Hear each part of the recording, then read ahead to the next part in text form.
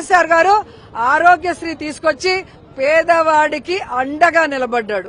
వారి జీవితాల్ని మళ్లీ వెలుగులు చూపించాడు. అలాగే 2 మెడికల్ కాలేజీలు వైఎస్ఆర్ గారు తీసుకొచ్చారు. జగన్మోహన్ రెడ్డి తండ్రిని మించిన తనయుడిగా ఈ రోజు రాష్ట్ర వ్యాప్తంగా అన్ని పిహెచ్సిలు, అన్ని 100 బెడెడ్ హాస్పిటళ్లు, అన్ని మెయిన్ హాస్పిటల్స్, అలాగే సిహెచ్సిలు రెనోవేట్ చేయడమే కాకుండా అర్బన్ హెల్త్ సెంటర్లు కూడా కన్స్ట్రక్ట్ చేయడం మనం అందరం కూడా గమనించాం.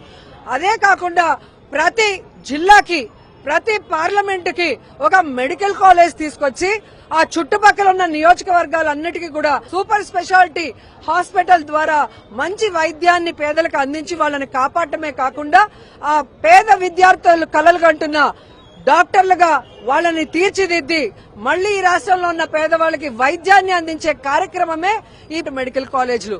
వీటికి గండి కొట్టి ఈ రోజు దోపిడీ చేసుకునే